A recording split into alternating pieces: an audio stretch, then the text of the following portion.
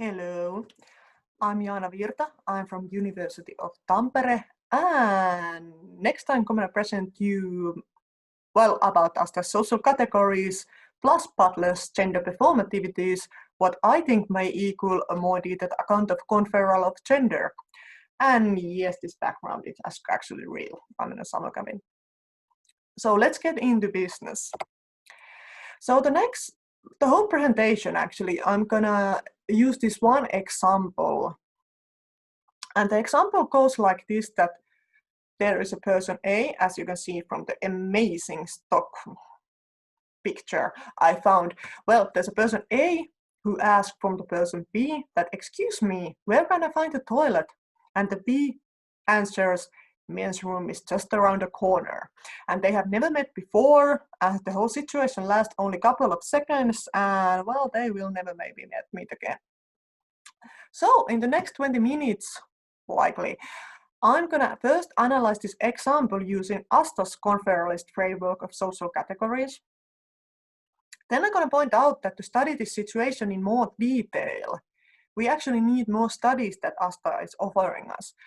And then I present Judith Butler's theory of gender performativity and suggest that actually we could use Butler's gender performativity. No, Butler's gender performatives as the tool we need to use. And I applied this tool for Butler's theory to the original analysis of the example. Okay, let's continue.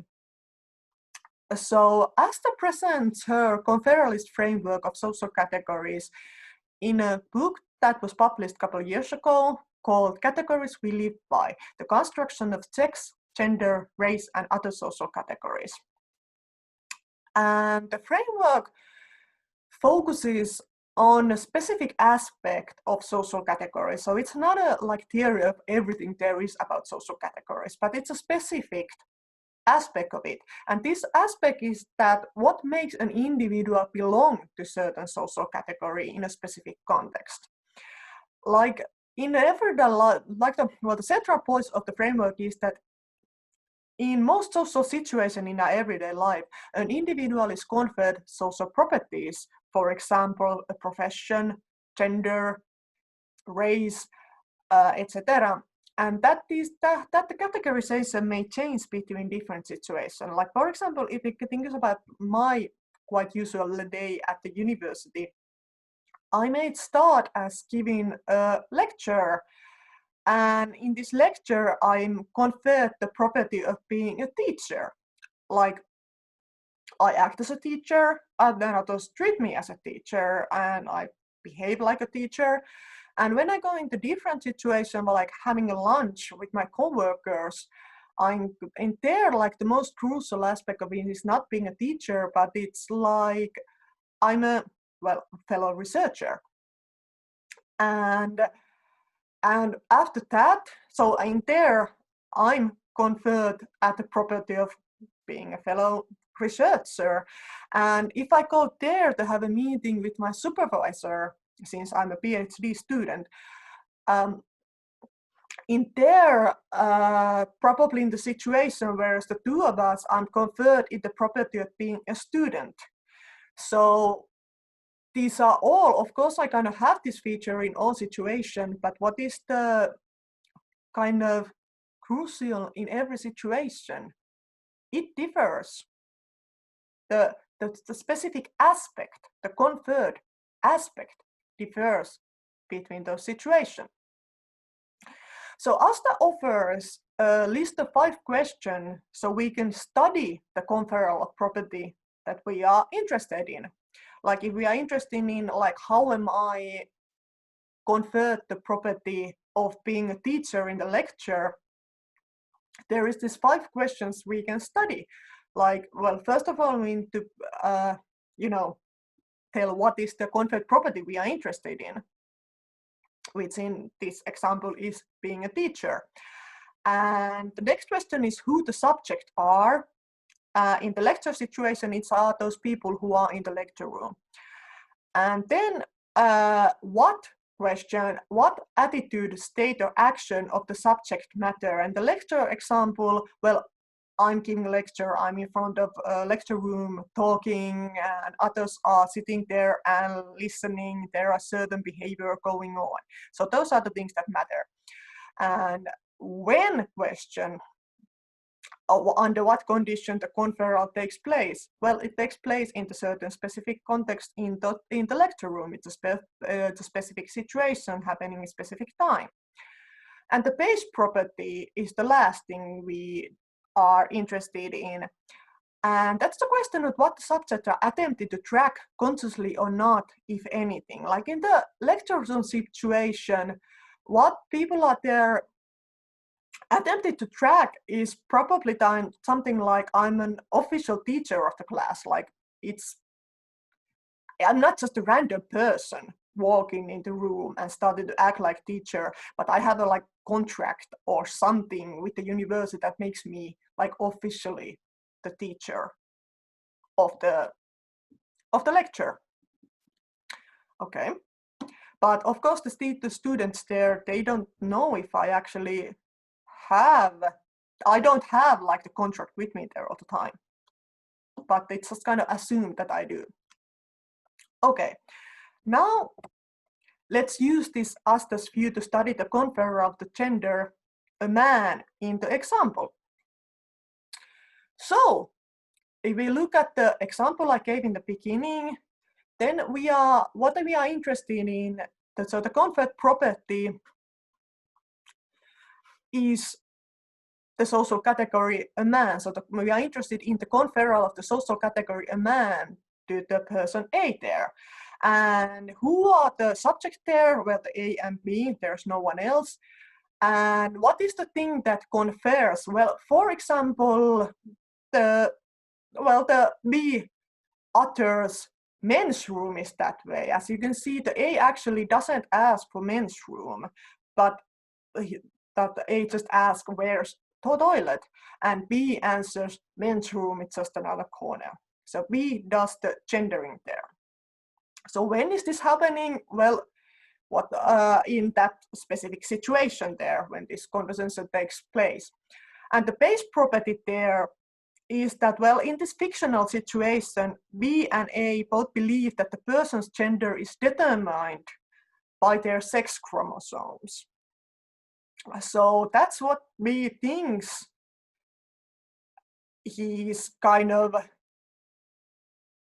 tracking when he, well, B genders a man. Of course, B doesn't actually see or interact explicitly with the sex chromosomes, but that's quite many people think. Okay, and before we continue, I also said the note part there, which states that Ásta gives an account of conferral of gender in her book. So there is a specific framework of that, but for time management reason, I would use it here. So I will just use this less detailed thing here. So, okay. So by this self, like there is nothing wrong with this framework and these answers. Absolutely, it's very good by itself. But what if we want to go into more details? And what detail I mean here is that if we look more closely into the question what Ásta presents, like in the version I gave earlier, the third question, I guess, the what question is like what attitude, state, or action of the subject matter. And this is actually a very good question. So what actually are the attitudes, states, or actions of the subject that matter? And Ásta actually doesn't answer this question. She just kind of presents it. And by itself, this is not really a problem. I mean, any framework doesn't need to answer all of the question it arises. Not every is a theory of everything. But it would be nice to have some tool to actually have tools to study these questions. Okay, so if we look at the other version of the questions that Ásta uses in her account of conferral gender, which I just mentioned, I would go in there, but just a little bit I will go. So that version states that the what question in a way that the perception of the subject is that the person has the base property P.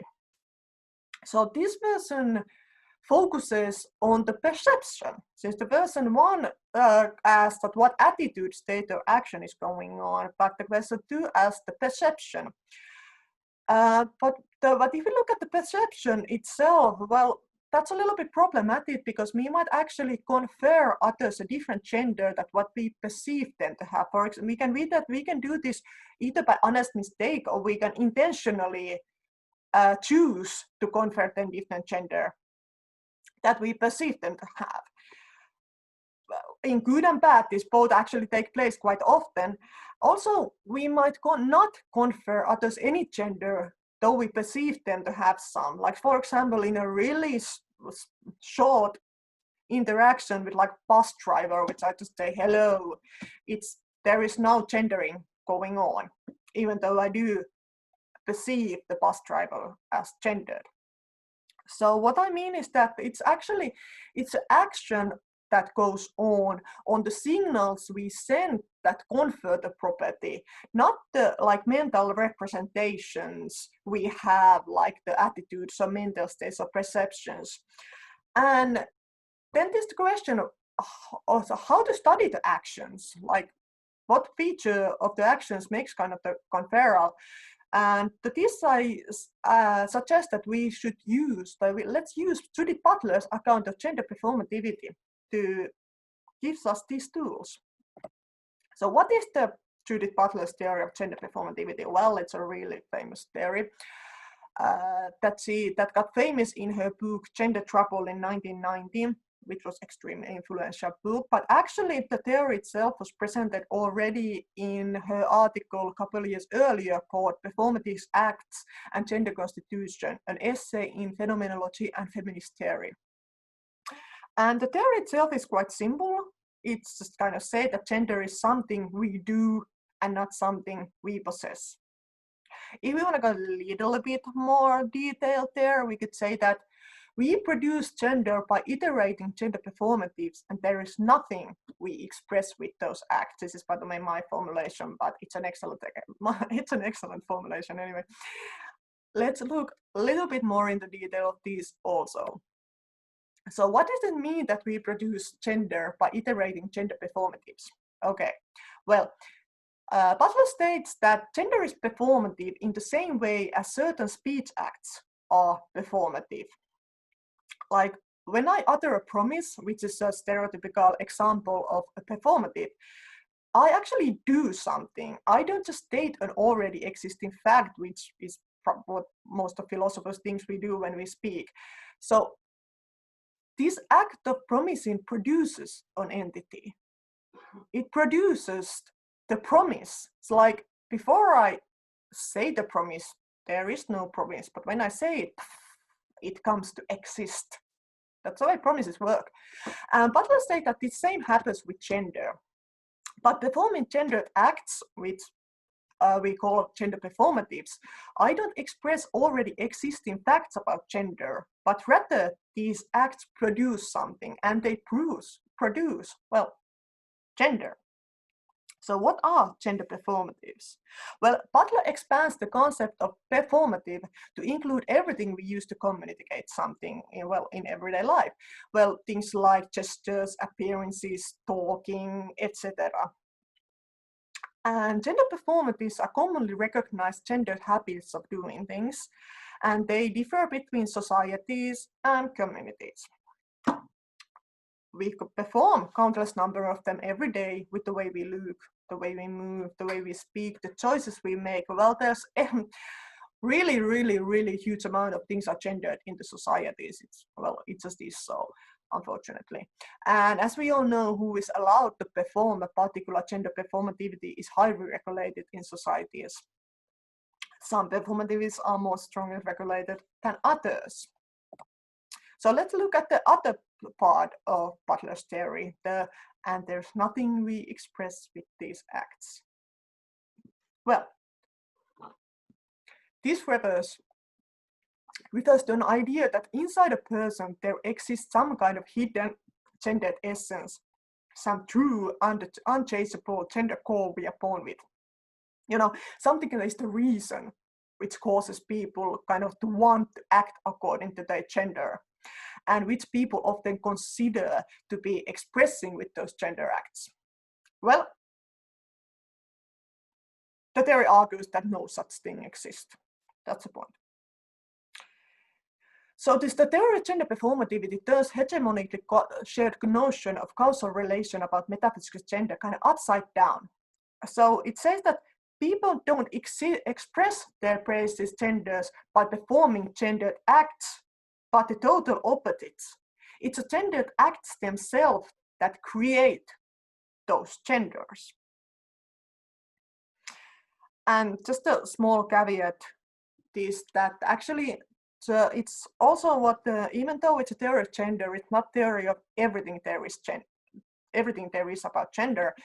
Like this theory of gender performativity doesn't state anything about physical differences between people or about their gender identity. These are not what this theory is about. It's about a little bit different thing. So now let's use these gender performatives to study the what question in Ásta's framework. And as I just mentioned, the gender performatives are commonly known gendered habits of doing things. You know, we perform them the way we look. Like I have lipstick on now, which tells I'm a woman. I have beautiful hair, which also says like, I do pretty much things that tells I'm a woman at the moment. Okay, anyway. So here is the framework that I presented earlier, and now let's look at the what question and study it a little bit closely. So, what is the thing that does the conferring there? So I first presented that, for example, it's the thing that B utters men's room is just around the corner, and this men's room, the stating the men's room, it's like really explicit gender performative, very explicit gender performative, where the property of being a man is conferred to A. So it's just like in that situation, B is basically explicitly saying that, hey, since you are a man and you are probably looking for men's room, it's over that way, even though A doesn't themselves tell that they are a man, I mean explicitly. But anyway, A is involved in the conferral of the category a man to themselves by, for example, kind of performing the gender performatives of, you know, wearing the clothes that are gendered as typical men's clothes, A as having the typical men's haircut, A's pose is quite masculine, at least it's not feminine, it's quite masculine, even though I'm not as masculine as B's pose. But anyway, A is also tall, which is considered to be a masculine thing in our societies. So there are pretty many things A and B are doing there already, even this one picture that has to do with the conferral. And for example, think about how the nature of the situation would change if A would perform even one gender performative there that would be linked to women. For example, if A would be wearing red lipstick or a dress or even large earrings, like even these kind of earrings there, this would be immediate queering up of the whole situation. But well, A is not, and even is B. Anyway, okay. So, as a conclusion, Ásta's conference framework and Butler's theory of gender performativity are both views of the constitution of gender. So they are metaphysical theories of what is gender, but they are metaphysical theories of the constitution of gender. But they are not views about all there is to gender.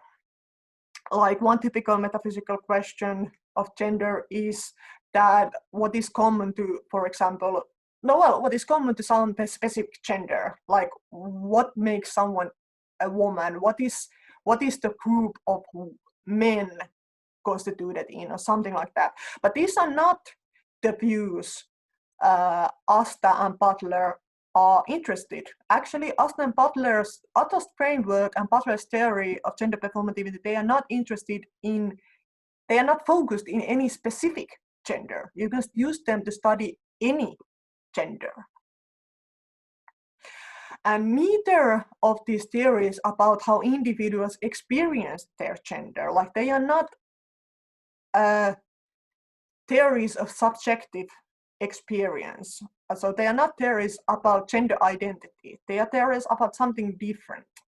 Okay, so just thought what these theories are not, then if they are not that, then what are they? Well, as I thought, Ásta's framework is about a specific contextual aspect of social properties, like for example, gender is a social property of an individual person. And it's a specific property that may vary from situation to situation. And Butler's theory can be used to study, for example, the same phenomenon, but it's from a little bit different point of view. And then maybe you can ask why we should use them together. And the answer to that is because Ásta's framework points out and studies a specific phenomenon, which is the conferral of social properties, for example, gender. Like Ásta's theory, well, as the framework points out that, hey, there is this specific thing going on. Like even when we meet someone for a very short time, and for the first time ever, there is some gendering going on in that specific situation. So we should pay attention to that. And then Ásta gives these questions that we can use to study this phenomena. But even when I look at the more details into this what question, we can use the gender performatives from Butler's theory, because those gender performatives are what constitutes this phenomena. Like they are the parts that create this phenomena going on. So Ásta points out the phenomena, and Butler gives us the details how it happens. And we need to use Butler's theory that we can use it for that, because Ásta's framework by itself doesn't offer us tools to do this.